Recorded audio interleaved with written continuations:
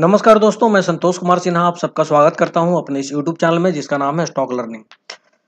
दोस्तों, stock market में कुछ अपने फ्रेशर्स दोस्तों के साथ मैं अपनी नॉलेज जो था वो शेयर कर रहा था और उनको बता रहा था कुछ बेसिक्स स्टॉक मार्केट के बारे में।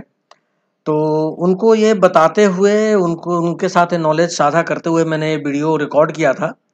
तो एक्चुअली ये कंप्लीटली एजुकेशन पर्पज से है और जब उनके जो क्लासेस थे या जो मुझे उनके साथ डिस्कस करना था, तो वो ख़त्म होने के बाद मैंने सोचा कि मैं इस का एक वीडियो बना करके भी मैं ऑनलाइन जो है वो अपने यूट्यूब चैनल पे डाल दूं, जिससे कि वैसे मेरे कई दोस्त होंगे जो कि अभी नए होंगे स्टॉक मार्केट में, वो भी इससे कुछ फ़ायदा उठा सकें।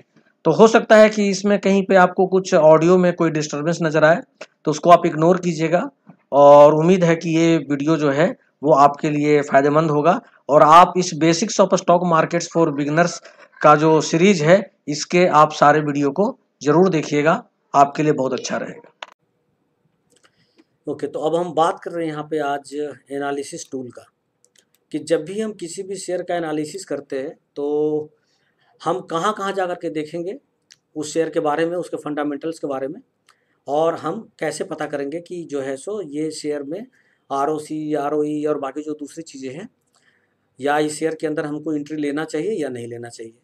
तो जनरली हम लोग जो करते हैं, ये काम क्या करते हैं कि कुछ अगर छोटा मोटा चीज़ देखना हो कि ये जो शेयर है कितने पे ट्रेड कर रहा है और इसका जो है वो पिछला 2 क्वार्टर का रिजल्ट कैसा है, तो इसके लिए जो है वो हम तो बीएसई पे जाते हैं और बीएसई पे ही हमें दिखाई देता है। जैसे अभी आप वीडियोकॉन का आप देख रहे हो कि वीडियोकॉन का जो है वो यहाँ पे प्राइस दिखाई दे रहा है आपको। उसके बाद फिर आप नीचे आएंगे तो यहाँ पे आपको मार्च का भी डेटा नज़र आ रहा है और दिसंबर का भी डेटा नज़र आ रहा है। तो ये 2 चीज़ें तो नज़र आ रही है, मगर जो है इसमें आपका बाकी का आरओसी और आरओई इसी नज़र नहीं आ रहा है, डेप्थ नज़र नहीं आ रहा है। इसमें ईपीएस और ओपीएम और एनपीएम यही सब चीज़ें नज़र आ रही हैं इसके अंदर। क्या हो रहा है यार ये? ठीक है, तो ये जो चीज़ है, मगर इससे हमारा काम नहीं चलता है, तो हम क्या करते हैं कि बीएससी के अलावा हम जाते हैं स्क्रीनर के ऊपर।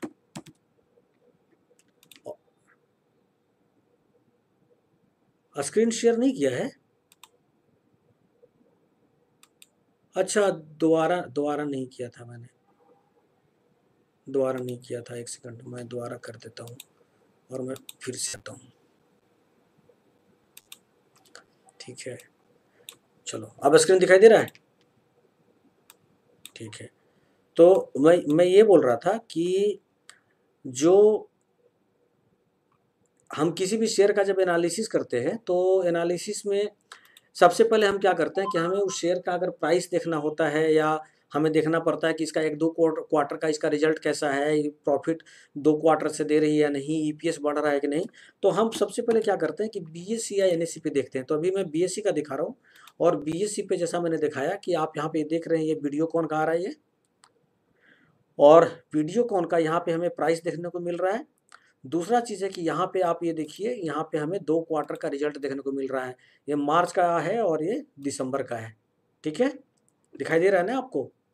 और ये जो है, ये रेवेन्यू जो है, दिसंबर का रेवेन्यू इतना है, मार्च का इतना है, दिसंबर में इतना प्रॉफिट है, मार्च में इतना है, ईपीएस, ये सारा कुछ हमको यहाँ पे देखने को मिल रहा है। तो छोटा मोटा जो ओवरव्यू जो है वो तो हम वीडियो कॉन से ले सकते हैं, मगर इसके अलावा जो हमारे पास दूसरा जो है वो दूसरा आता है स्क्रीनर। ठीक है ना? तो जो स्क्रीनर आता है, तो ये जो स्क्रीनर है यहाँ पे मैं दिखाऊँ आपको, ये हमारे पास है स्क्रीनर। अब स्क्रीनर में किसी का अगर मुझे देखना है, तो सपोज मैं स्क्रीनर में, ये आप लोगों ने स्क्रीनर यूज़ किया है, मुझे पता है, डॉक्यूमेंट में आप लोगों ने भेजा भी था मुझे। तो स्क्रीनर जो है इसके अंदर जो है वो, मैं सपोज मुझे करना, मैं करता हूँ, आपको जाकर के टाटा पावर, एक कंपनी का एग्जाम्पल लेकर के चलते हैं। तो यहाँ पे टाटा पावर करेंगे तो आप ये देखिए, टाटा पावर से रिलेटेड मेरे पास यहाँ पे जानकारी आ जाएगी।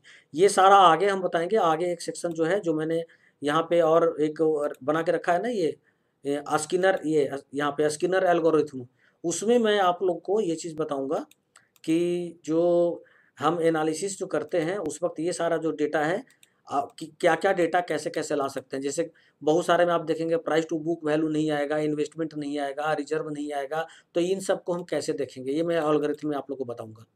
तो एक हमारे पास जो है, हम टाटा पावर का हमने खोला स्क्रीनर पे, और इसमें देखिए मुझे मिल गया कि टाटा पावर का मार्केट कैप कितना है, करंट प्राइस कितना है, हाई लो कितना गया, स्टॉक का पी कितना है, बुक वैल्यू कितना है। तो ये सारा कुछ हम इसके अंदर देख सकते हैं और हम एनालाइज कर सकते हैं कि ये स्टॉक कैसा है, इसके अंदर इन्वेस्टमेंट कंपनी ने कितना किया है, DII की होल्डिंग कितनी है, FII की होल्डिंग कितनी है, ये सारा कुछ हम स्क्रीनर से देख करके और हम कर सकते हैं। प्लस इसका जो है, अब आप ग्राफ देखिए 1 महीने में इसने कितना रिटर्न दिया है, ये सारा कुछ हम यहाँ से देख सकते हैं।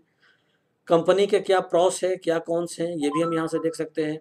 कंपनी के पीयर कंपैरिजन, यानी सेम सेक्टर में कौन कौन सी कंपनी काम करती है, ये पीयर कंपैरिजन भी हमको दिखाएगा। और ये देखिए आप, अदानी ग्रीन, ये सारी जो कंपनी है ये वही काम करती है जो टाटा पावर कंपनी काम कर रही है। उसके बाद हमें यहाँ पे ये चीज़ दिखाएगा, क्वार्टरली रिजल्ट आप देखिए दिखाएगा कि सितंबर महीने में कितना इसका सेल हुआ था, दिसंबर क्वार्टर में कितना हुआ, मार्च क्वार्टर में कितना हुआ, सेल कितना है, एक्सपेंस कितना हुआ, ऑपरेटिंग प्रॉफिट कितना हुआ, ऑपरेटिंग प्रॉफिट मार्जिन परसेंटेज कितना है, इंटरेस्ट कितना है, ये सारा डिटेल आपको यहाँ से दिखा देगा, जो कि आपको हेल्प करेगा ये समझने में कि जो कंपनी है इसका फंडामेंटल कैसा है, इसका ऑपरेटिंग प्रॉफिट मार्जिन बढ़ रहा है लगातार या घट रहा है, नेट प्रॉफिट मार्जिन बढ़ रहा है या घट रहा है, कंपनी का जो EPS है वो बढ़ रहा है या घट रहा है। उसके बाद नीचे आप देखेंगे तो प्रॉफिट एंड लॉस भी आएगा आपके पास, जिसमें भी आपको पता चलेगा कि इसके अंदर जो है प्रॉफिट एंड लॉस में, तो ये आपका ईयरली है, मार्च का, मार्च 2010, मार्च 2011, मार्च 2012, देख रहे हैं आप, ये ईयरली है। तो इससे आपको ईयरली पता चल जाएगा, ऊपर वाले से आपको क्वार्टरली पता चल रहा है ये, और ये नीचे आएंगे तो आपको ईयरली भी दिखाएगा प्रॉफिट एंड लॉस की, कंपनी हर साल प्रॉफिट कमा रही है या लॉस कर रही है या बीच में इसका डीप हो रहा है। इसका ये बैलेंस शीट भी दिखाएगा कि कंपनी का शेयर कैपिटल कितना है, कंपनी के पास रिजर्व कितना है, और रिजर्व हर साल बढ़ रहा है या हर साल घट रहा है, बोरोइंग हर साल बढ़ रहा है या घट रहा है। तो ये जो सारा डिटेल है, ये डिटेल आपको स्क्रीनर में मिलेगा। स्क्रीनर में आपको कैश फ्लो भी मिलेगा। कैश का मतलब होता है कि जैसे कोई भी कंपनी है, वो कंपनी क्या करती है कि जैसे आपने देखा होगा कि किसी भी कंपनी का एक तो जो प्रॉफिट आता है वो कहाँ से आता है, उसके अपने ऑपरेशन से आता है, यानी कंपनी जो सामान बेचती है वो सामान बेचकर पैसा कमाती है, तो एक उसको कंपनी को वहाँ से आता है प्रॉफिट। दूसरा प्रॉफिट आता है कंपनी को कि कंपनी किसी दूसरे कंपनी में इन्वेस्ट करती है। जैसे कल उस दिन मैंने उस क्लास में मैंने बताया था कि टाटा है तो वो दूसरे कंपनी का भी शेयर लेती है, रिलायंस है तो वो भी दूसरे कंपनी का शेयर लेती है, बॉन्ड लेती है या जो भी लेती है। तो जो इन्वेस्ट करती है उससे जो पैसा आता है, तो यो भी यहाँ पर बताएगा। और कैश फ्रॉम फिनेंशियल एक्टिविटी मतलब अगर ये किसी को उधार देती है, लोन देती है, फिनांस देती करती है, तो उससे जो आया, तो ये सारा बताएगा कि हर साल से में इसको किस एक्टिविटी से कितना फायदा हुआ। फिर यहाँ पे ये रेशियो बताता है कि ये जो है ROC जो है वो मार्च में कितना था, इसमें कितना था, उसमें कितना था। फिर ये डेटर डेज बताता है। डेटर डेज से आपको पता चलता है कि ये कंपनी अपने माल को कितने दिनों में बेच सकती है। तो यहाँ पे जो है ये बताता है डेटर डेज में। उसके बाद हम आते हैं इन्वेंट्री टर्नओवर के बारे में। तो इन्वेंट्री टर्नओवर में जो है वो इसका होता है कि ये कंपनी जो है अपना जो इन्वेंट्री है वो कितने दिन में इन्वेंट्री को खाली कर सकती है। तो ये उसके बाद फिर जो है इसके पास इन्वेंट्री कितने दिनों का पड़ा हुआ है, माल कितना दिनों का ये रखती है अपनी इन्वेंट्री में। शेयर होल्डिंग पैटर्न में यहाँ पे बताएगा कि ये प्रमोटर्स का क्या होल्डिंग है, FI प्रमोटर्स में कौन कौन है, प्रमोटर्स में यहाँ पर बताएगा जिसके अंदर टाटा सन्स का शेयर है, टाटा स्टील से प्रमोटर में, टाटा इन्वेस्टमेंट है, ये सारा डिटेल जो है। तो ये इससे आपको कंपनी का जो है वो पूरा आइडिया आपको लग जाता है स्कीनर से। तो एक टूल जो है आपका BSE है, दूसरा जो है वो स्कीनर है। क्लियर है यहाँ तक आपको को? तो जो है एनालिसिस टूल में एक BSE का, तीसरा जो है वो हम देखते हैं थोड़ा सा स्टॉक एज। मैं जो है वो मैं जो हूँ जो ये 2-3 चीज़ों को ही वो करता हूँ। तो स्टॉक एज में क्या होता है, ऐसे तो और भी चीज़ें हैं, टिकर टेप भी है, स्टॉक एज, ठीक है। तो stockedge.com या समथिंग ऐसे कुछ है ना ये, अच्छा ठीक मैंने लिख दिया, सॉरी। स्टॉक एज ये देखिए,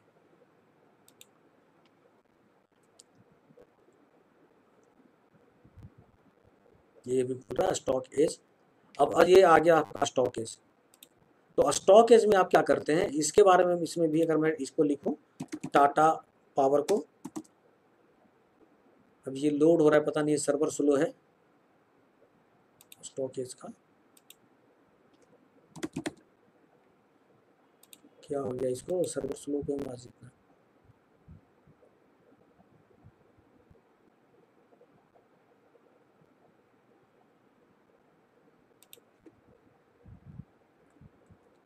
चलो जी, मैं इसमें खोल करके देखता हूँ, इसमें पता नहीं क्यों स्लो आ रहा है। इसमें देखता हूँ, इसमें आ रहा है क्या हो रहा है।